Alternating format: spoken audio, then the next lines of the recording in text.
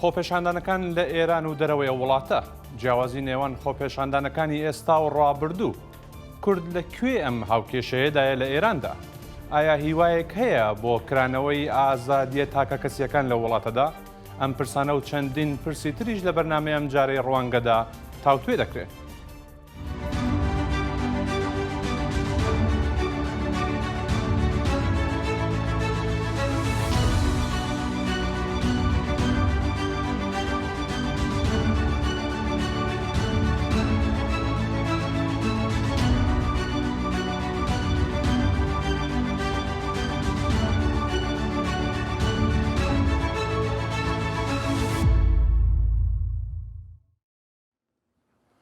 بینەرانی خۆشەویست، ناڕەزایەتیە سەرانسەریەکان لە ئێران دژ بە مەرگی ژینا ئەمینی ئەو کچە کوردەی تەمەن 22 ساڵانەی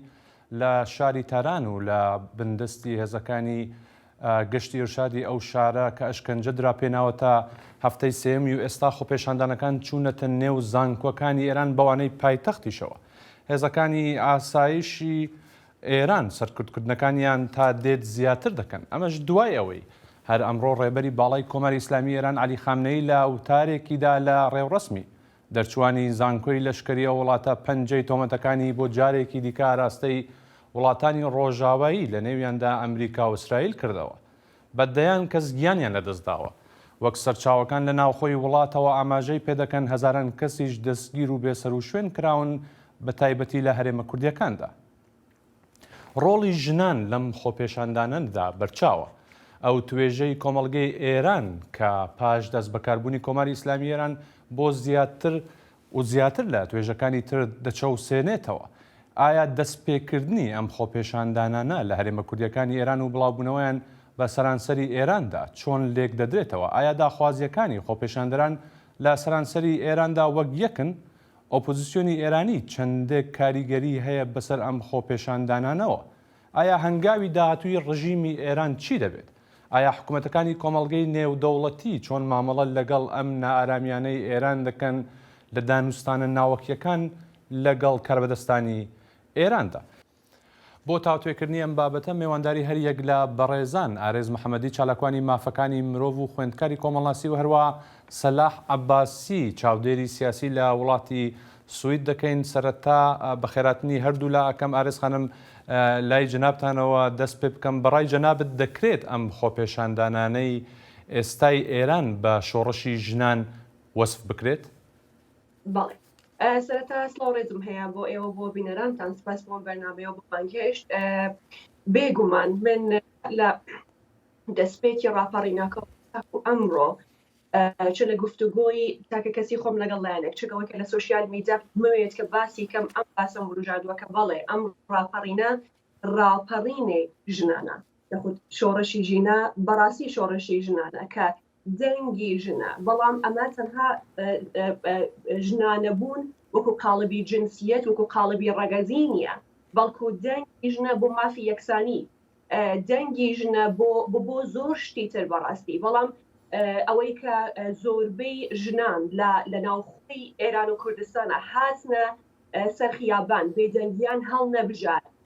و چاو نەترسانە هاتن و زۆر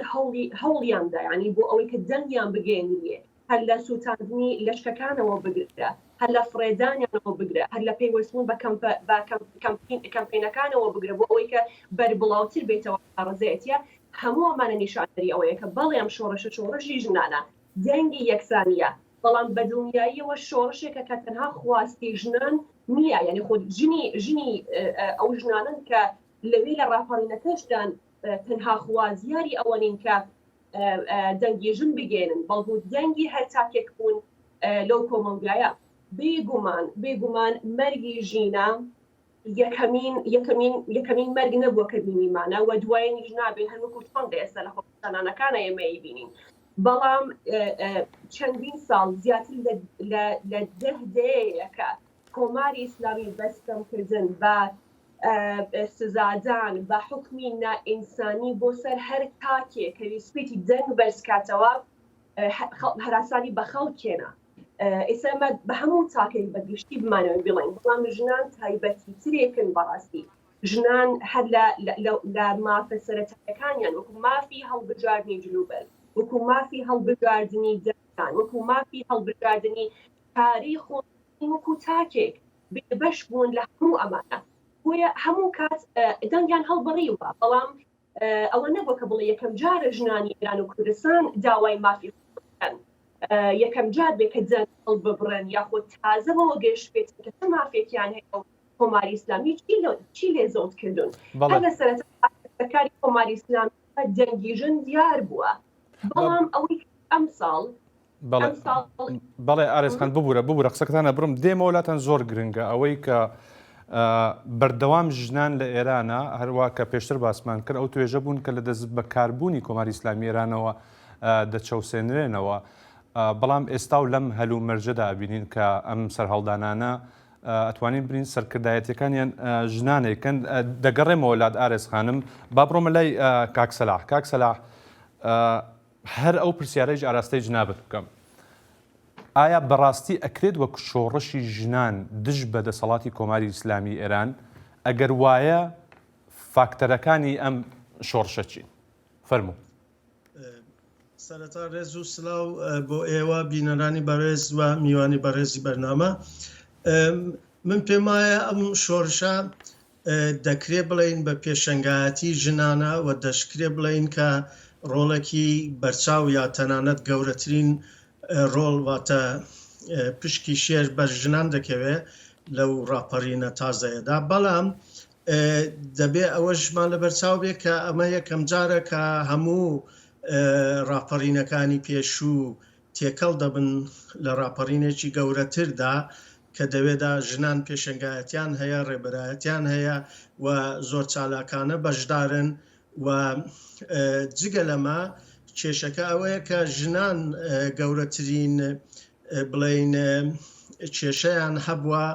یا لە ڕاستیدا کۆماری ئیسلامی گەورەترین کێشەی هەبووە لەگەڵ ژنان لە ڕووی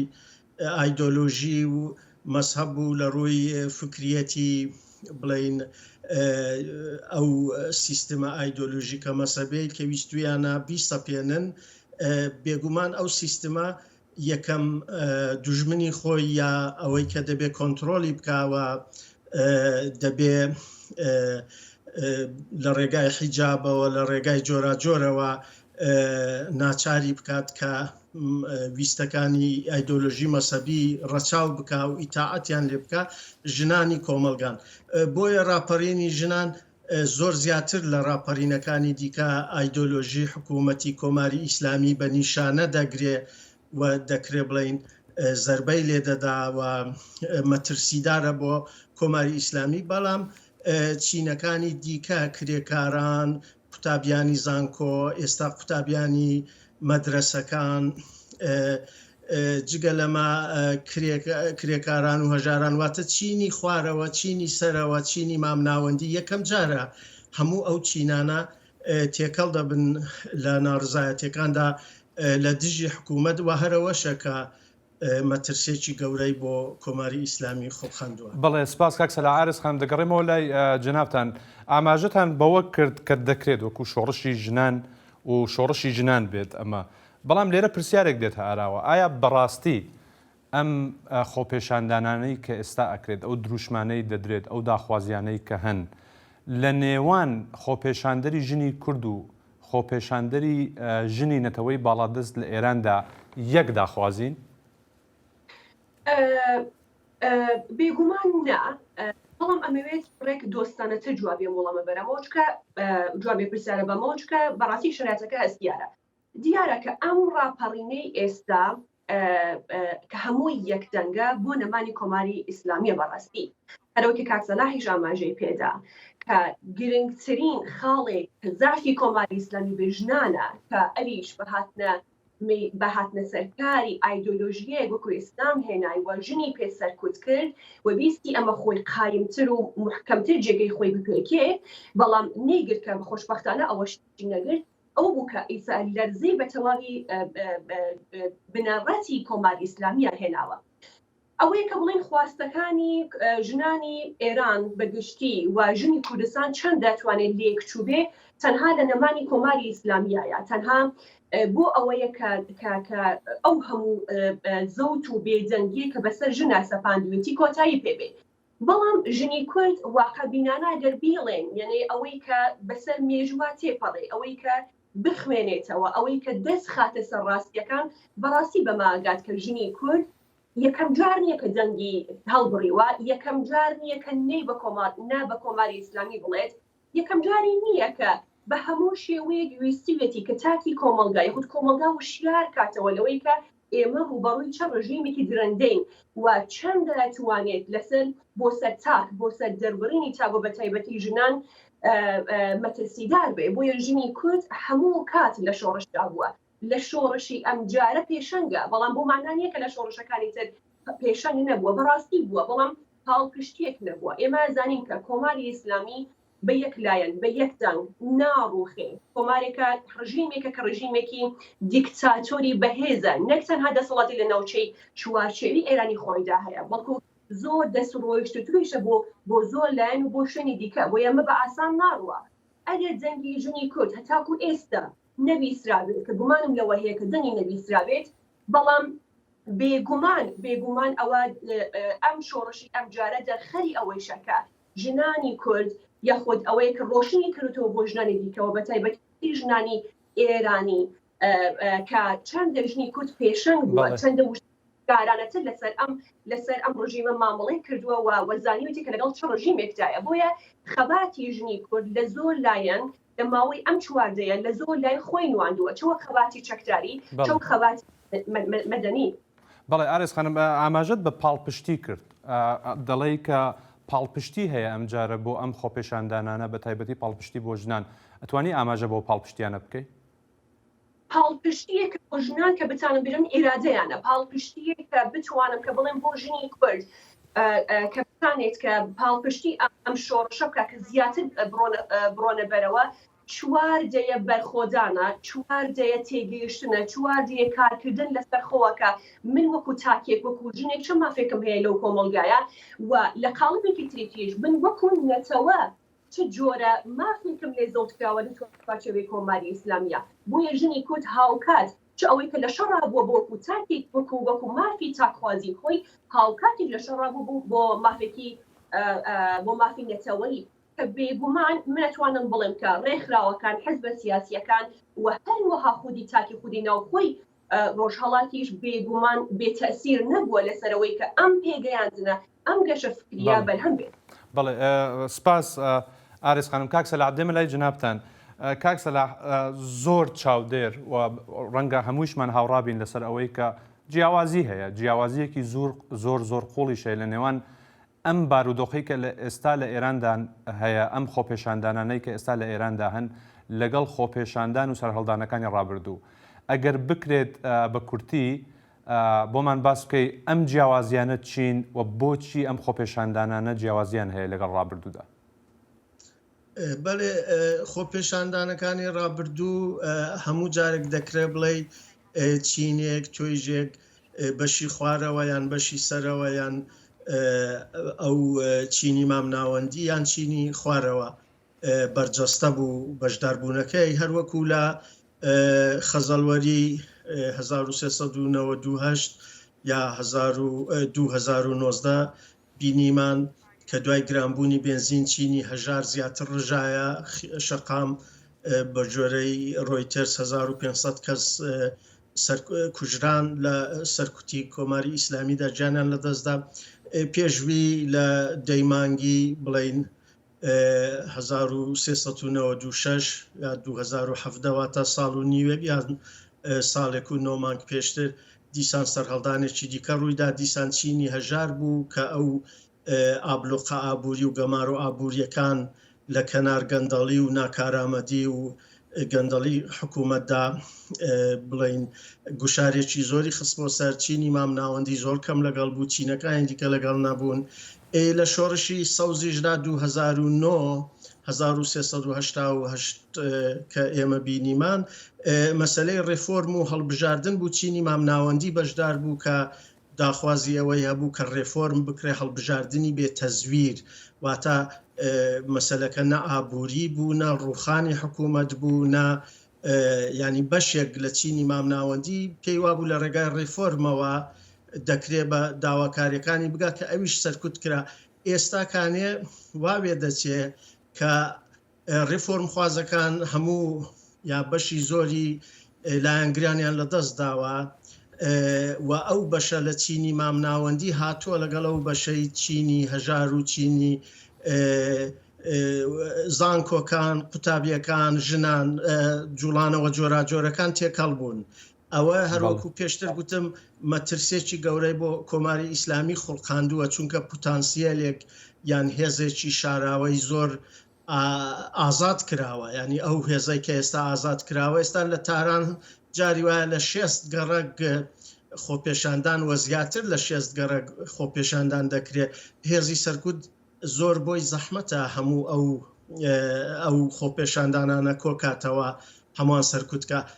بۆیە من پێم وایە جوڵانەوەی ئەمجارە جیاوازە جگە لەمە مەسەلەی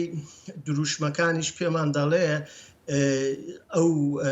کێشەی تاکە کەسی مەسەلەن بە دوای ڕێبەردا بگەڕێن یان حیزبێکی و پۆزیسیۆن ئەوانە هەمووی کەم ڕەنگ بۆتەوە وەکو پێشتر دروشم بەلایەنگری لە سەڵتەنەت خوازەکان دەدرا یان دروشم بەلایەنگری میر حوسێن یا حوسێن ریفۆرم خوازەکان دەدرا ئەوانە هەمووی دەکرێت بڵێ کەم ڕەنگ بۆتەوە مەسەلەی ژنان و ژین ژیان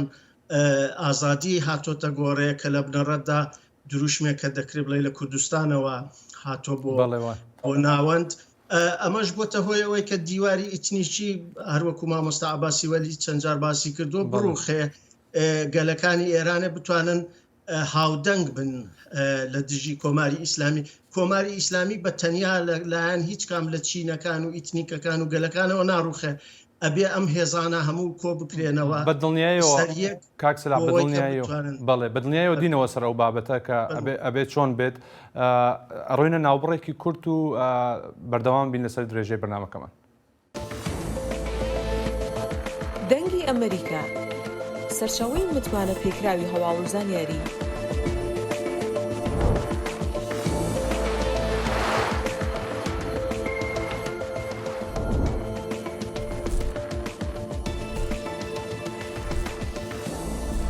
لە ماڵپەڕ و تۆڕە کۆمەڵایەتیەکانی دەنگی ئەمریکاوە ئاگاداری هەواڵ و گۆڕانکاریەکانی جیهان بە.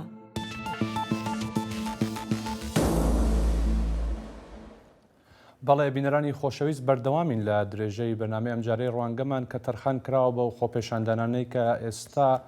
لە ئێراندا بەڕێوە دەچن دەگەڕێمەوە لای میوانەکانم هەریەک لە بەڕێزان ئارێز محەممەدی چالاکوانی مافەکانی مرۆڤ و خوێندکاری کۆمەڵناسی هەروەها کاکسەلاحی عەباسی چاودێری سیاسی کە لە وڵاتی سویدەوە لەگەڵمانان. ئارێز خانم بێمە سەر ئەو بابەتەی کە باسمان لە یەکسانی داخوازیەکان کرد ینی ئەو داخوازیانەی کە خۆپێشاندەرانی کورد لە ئێرانە هەیان بێت و نەتەوەی باڵادەست لە ئێرانە لێرە سەناریۆیەکەیە ئەگەر هاتوو لە داهاتوویەکی نزیکە ئەم خۆپێشاندانانە وایان لە کاربدەستانی کۆماری ئیسلامی ئێران کرد کە مل بدەن بەوەی کە بێن بۆ نمونە لە پەرلەمانی ئەو وڵاتە بێن حجابی زۆرم لێ هەڵگرن ئایا ئەمە نابێتە هۆی ئەوەی کە دیسانەوە چالاکوانان و خۆپێشاندەرانی کورد لەو وڵاتە ئایا ئەمە تەنیا داخوازی نەتەوەی باڵادەستە ئایا زەرمەند ئەبن خۆپێشاندەرانی کورد لەو بارودۆخێکی ئاواهادا؟ بێگومان چارەسەر نابێت ئەمەی کە ئێوە بەلێواکەن پێم وان نییە لە شۆڕشی ئێستای ئێرانە بگونجێ ئەگەر باسی ڕابژوەکان بکەین هەر لە شۆڕشەکان پێشترەوە کە باسی کەین چونکە هەر لە دەستپێکی کۆماری ئیسلامی وەکان شۆڕش بەڕاستی هاتوتەوە ئەمە یەکەمی شۆڕش نییە بەڵام ئەم شۆڕشانە هەر کات و لە هەر کات شوێنی خۆیان قاڵبێکی لە خۆی دیوە کە من پێم وایە شۆڕشەکانی پێش شۆڕشی 2022 شۆڕش هایەک بوو کە هێشتاکە ئومیدێک بە کۆماری ئیسلامی هەبوو ئەمە بەگشتی ناتوانم باسی بکەم بەڵام زۆری هەر ئێران زۆرینەی ئەوانەی کە لە خۆپیشانانەکانە بن و قسەیانە کرد و هاتنە سەر شەقام هێشتاکە ئومیدێکیان هەبوو بە کۆماری ئیسلامی پێیان وا بوو کە ئەو قیامە ئەو دەنگ هەڵبڕینەی کە لەو کات و سادای هەرکردنی هەڵەبڕێت ئەتوانێت چارەسەری ئەوە بێکە لە هەر لە چوارچێوەی کۆماری ئیسلامیە داخوازیەکەی بەدی بێت. بەڵام ئەم شۆڕشانە کە دوا بە دوا هاتوو، هەر لە دوای هەڵبژاردنە جیاوازەکان و هەر لە دوای هاتنە سەرکاری دەنگ هەڵبڕینی چینە جیاوازەکانی ناو کۆمەلگا و هەرەوەی کە هەراسانکردنی خەڵکو لەباری گرانی و لەباری چۆن دەنگیان کەب کرا وەکو هەڵبژاردننی دەنگەکان چۆن دەنگیان نادیار کرا یاخود لەباری هەراسانی خەڵکی هەموو ڕوویەکەوە تاکو ئەمڕۆ من پێم وایە کە ئەمڕۆ ئیتر کۆماری ئیسلامی زیاتر و لاواسە لە هەرکاتێکی تر خۆیان بینێتەوە. بۆیە شۆڕش ئێرانی ئەمڕۆ ئەوەی کە لە شۆڕشی ئێستادایە بێگومان داخوازیەکەی تەنها حجابی زۆرە ملێنی ئەگەر ڕابردوو وایە بڵێ ڕەنگە بمانتوانێت بماوتایە وایە، بەڵام لە ئێستا خەڵک زۆر وشیارترێکە. خەڵک ئەمڕۆ خەمی تەنها لابردنی حجابی زۆرە ملێنیە، خەمی نانە، خەمی ماڵ، خەمی اقتصادە، خەمی ئازادی، خەمی دەنگە، خەمی تاکە. بۆیە ئەم جارە بێگومان من پێم وایە کە شۆڕش بەڕاستی ئەگەر هەمومان پێکەوە بتانین هاودەنگ بین لەمەیە من دڵنیام کە کۆماری ئیسلامی زۆر بە ئاسانی بە زووی ئەڕوخێ و بەخواستە گشتەکانی ئەم شۆڕشە. بەڵێ کاک سەلاح دێمە لای جەنابەت. کاک سەلاح، کورد وەکو نەتەوە لە ئێراندا لەکوێ ئەم هاوکێشەیەدایە؟ هەمومان ئەزانین لە هەرێمە کوردیەکانەوە ئەم خۆپێشاندان و سەرهەڵدان و ناڕزایانە دەستی پێ کردووە، بە هەموو شارەکانە بڵاو بووەتەوە. بەڵام مێژوویەکی هەیە کورد لە ئێرانە بە تایبەتی لەگەڵ دەسەڵاتە یەک لە دوای یەکەکانی ئێرانمان بینیوە، چە لە سەڵتەنە تەڵەبەکانەوە چە لە مجاهدینەکانەوە دەسەڵات نەبوون، بەڵام وەکو ئۆپۆزیسیۆنیش هەتا ئێستا دانیان بە مافی کوردەکاندا نەناوە و ئێستا کۆماری ئیسلامی ئێران کە ڕوون و ئاشکرایە. باشە کورد لە کوێ ئەم هاوکێشەیەدا دەبێت ئەگەر گۆڕانکاریەک لە ئێرانە بێتە ئاراوە؟ بەڵێ کورد ئەگەر گۆڕانکاری بێتە ئاراوە، حکوومەتێکی تازە بێ، ئەو حکوومەتە بڕوخێت کێشەی پێشووی هەر هەیە، ینی ئەو داواکاریە میلی یان نەتەوەیی یان مافی چاری خۆنووسین یان ئۆتۆنۆمیان ئەوەی کە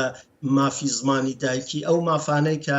پێشتر لە حکوومەتی شادا زەوت کرابوو، دوای کۆماری ئیسلامیش ئەو مافانە هەر زەوت کرا و ماونەتەوە. ئەو مافانە هەر لە جێگای خۆیانن، داواکاریەکان هەر لە جێگای خۆیانن. بەڵام ئەوەی کە ئێمە چاوەڕوان دەکەینەوەیە کە بەهۆی جوڵانەوەی ژنانەوە، بەهۆی جوڵانەوەی زانکۆکان و قوتابیانەوە، بەهۆی ئەو شیارە تازەیە کە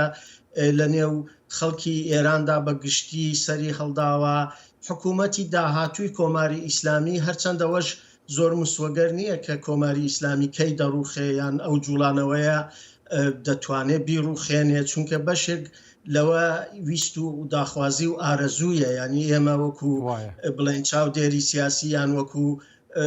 حیزبی سیاسی ئۆپۆزیسیۆن ئەو ئارەزوویەمان هەیە کە کۆماری ئیسلامی بڕوخێ. بێجگەلەوە خەڵکی ئێرانیش بەشی زۆری لانی کەم ١٨ خەڵکی ئێرانی ژە و ئارەزوویە هەیە، بەڵام حکوومەت هێزی سەرکوتی هەیە.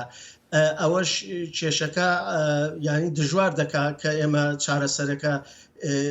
بەو ئەنجامە بگەین ئەو شتە ڕووبدا، چونکە حکوومەتە دیکتاتۆرەکان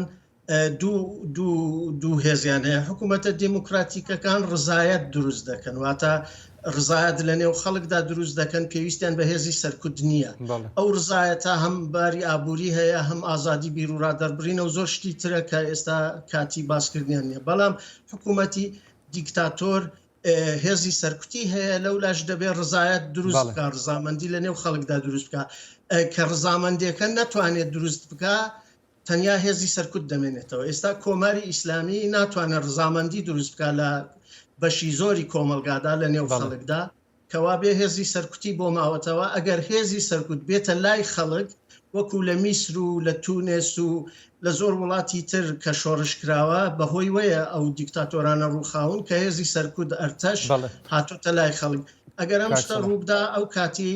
دەکرێت چاوەڕوان بین ئاڵوگۆڕێکی جددی لە ئێران ڕووبدات. بەڵێ کاک سەلاح، ئارزخان دەگەڕێنەوە بۆ درێژدانی بابەتەکە، چەندە کاتی زۆر کوتمان ماوە، بەڵام پاش ناوبڕێک.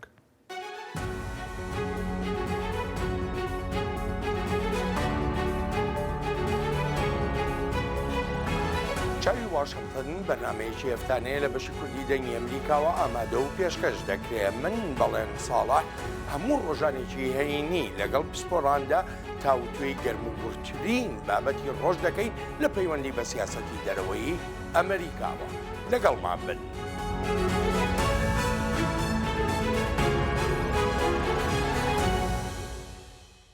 بەڵێ بینەرانی خۆشەویست بەردەوامین لە درێژەی بەرنامەیەم جارێ ڕوانگەمان دەگەڕێمەوە لای میوانەکانم. ئارێز خانم، ئەمەوێ پرسیارێکتان ئاراستە بکەم لە بوارەکەی خۆتان کۆمەڵناسی. کۆمەڵگەی ئێران بەگشتی